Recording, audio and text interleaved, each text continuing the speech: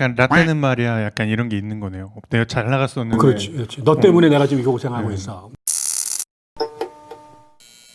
당신 안에는 어떤 신학이 있는가? 신학적인 여러 주제들에 대해 이야기한다. 정치, 경제, 사회, 문화의 여러 이슈들에 대한 역사 신학자의 응답. 세상과 교회를 잇는 연결고리 신학 이슈 7화 시작하도록 하겠습니다. 와! 목사님, 요새 미국에는 어떤 반인종차별 시위가 이루어지고 있는데요. 조지 플로이드라는 한 흑인 청년이 백인 경찰들에 의해 이제 과잉 진압으로 이제 사망하게 되었고, 이에 미국 전역에서 인종차별 반대 시위가 일어나고 있습니다. 미국이 굉장히 오랫동안 묵혀온 인종차별이라는 이슈가 이번 사건을 계기로 터진 것 같은데요. 미국이라는 나라는 대통령도 이제 취임할 때 성경에 선서를 하고 그렇게 취임하는 대표적인 개신교의 나라, 기독교의 나라라고 할 수 있는데, 미국에서 왜 이런 인종차별 현상이 일어나는 걸까요? 미국은 보통 전통적으로 기독교 국가인 것처럼 우리가 인식하고 있지만, 최근에 와서는 정말 미국이란 나라가 기독교 국가라고 말할 수 있을까에 대한 고민이 이제 깊습니다. 설령 기독교 국가였다고 할지라도 미국의 역사가 1620년대부터 시작이 된다고 보통 말하면 지금 이제 한 400년 됐다고 볼 수 있는데, 그때부터 아주 오랜 세월 동안 특히 인종 문제에 있어서 미국이 과연 지금과 같은 인권적 차원에서 인종 문제를 바라봤느냐라고 하면 그러지 않은 거죠. 미국은 1860년대에 그 흑인 노예제도 그걸 동기로 해가지고 남북전쟁이 벌어졌던 경험이 있죠. 세월이 지났고 헌법이 평등을 인권을 규정했음에도 불구하고 그 오랫동안 미국에서 흑인들은 노예 생활을 했던 사람이라고 하는 이 역사가 다수의 특히 백인들에게는 아프리칸 아메리칸이라고 하는 사람들은 기본적으로 천한 출신들이다라고 하는 거, 옛날에 우리의 노예에 불과했다라는 생각이 여전히 밑바탕에 깔려 있는 거고요. 보통 미국의 중심을 이루는 사람들을 와습이라고 부릅니다. White Anglo-Saxon Protestant, 이 네 가지의 첫자를 줄여서 와습이라고 하는데 미국의 백인 주류를 말합니다. 근데 이 사람네들의 역사가 흐르고 미국이 새로운 이민자들이 들어서면서 이 와습들의 입지가 계속 줄어든 거죠. 상대적으로 두 가지의 인구가 굉장히 늘었는데, 하나는 흑인들의 인구가 늘어난 것이고 또 하나는 히스패닉들이 늘어난 것이죠. 결국 이런 사람들 때문에 와습의 독점적인 지위가 약해지거나 그들의 기득권이 위협받는다라는 생각을 하게 된 겁니다. 그래서 미국의 경기가 좋고 사는 것이 넉넉하면 덜 그런데, 경제적으로 어렵고 지금처럼 질병 때문에 바이러스 때문에 삶이 막 강팍해지게 되면 이런 것에 대한 분노나 원인을 흑인들에게 더 투영하게 되는 거죠. 그래서 저는 두 가지, 뿌리 깊은 흑인에 대한 어떤 우월의식, 그들에 대한 차별의식, 두 번째는 지금의 상황이 백인들의 기득권이나 독점권이 약화되는 것에 대한 이 분노를 흑인들 탓으로 돌리게 되면서 그들에게 이렇게 그 상식에 어긋난 일들을 하게 되는 게 아닐까, 그렇게 생각을 해봅니다. 약간 라떼는 말이야 약간 이런 게 있는 거네요. 내가 잘 나갔었는데. 그렇지, 그렇지. 너 때문에 내가 지금 이거 고생하고 있어. 뭐 이런 거. 너희 같은 애들 말도 못 걸었어. 약간 막 이런 느낌의 분노가 또 그렇죠. 그렇게 왔던 것 같습니다. 또 제가 알기로는 그 역사 신학계의 어떤 슈퍼스타, 세계적인 저명한 역사 신학자 제발 그러지 마세요. 제발 그러지 마세요. 교수님께서 교회 사회 임원들이 보면 욕합니다. 네, 미국 교회사를 전공하신 것으로 알고 있습니다.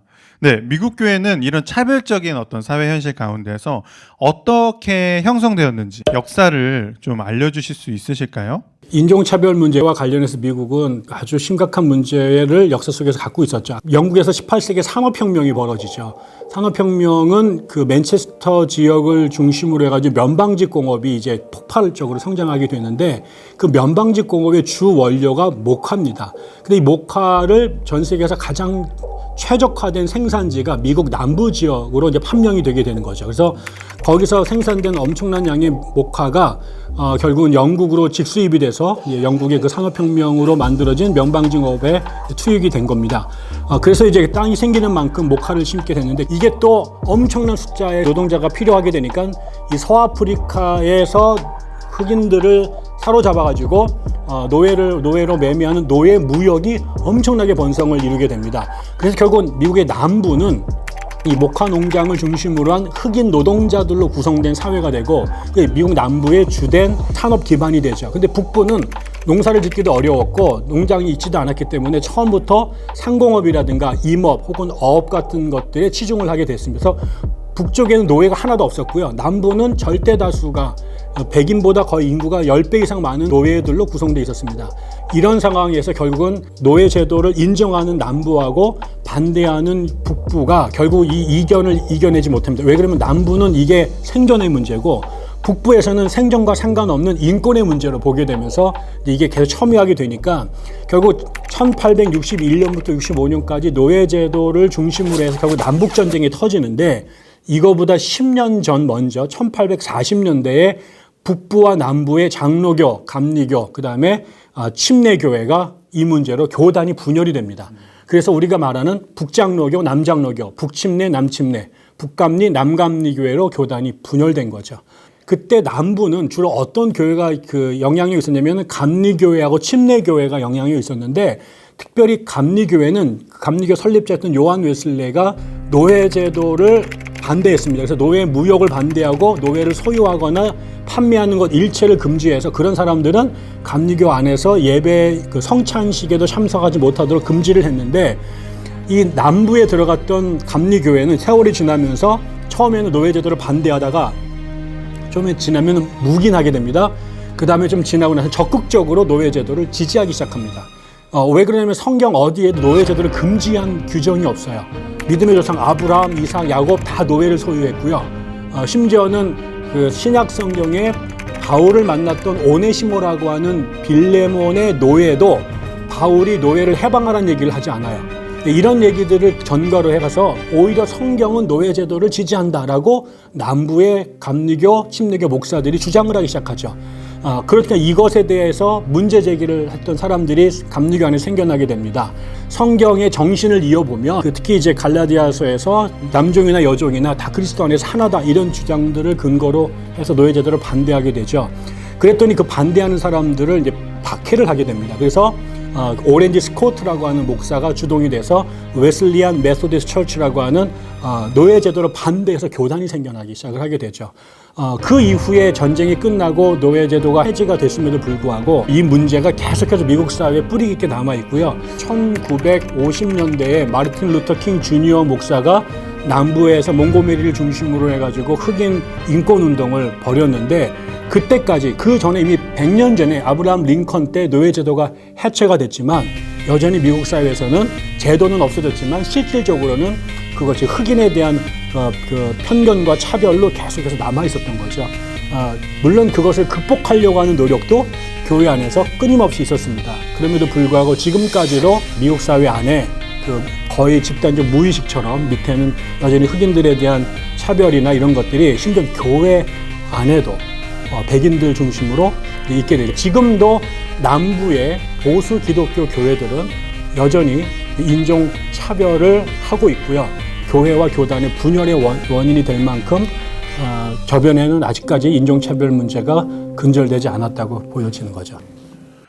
아직까지도 진짜 그런 문제들이 많이 있는 것 같습니다. 목사님 혹시 노예 12년이라는 영화 보셨나요? 네. 거기서도 보면은 노예를 이제 그 노동자로 두고 있는 백인 주인이 성경 구절을 인용하면서 노예들한테 이제 얘기하고 같이 주일날 예배드리고 그런 장면이 또 나오더라고요.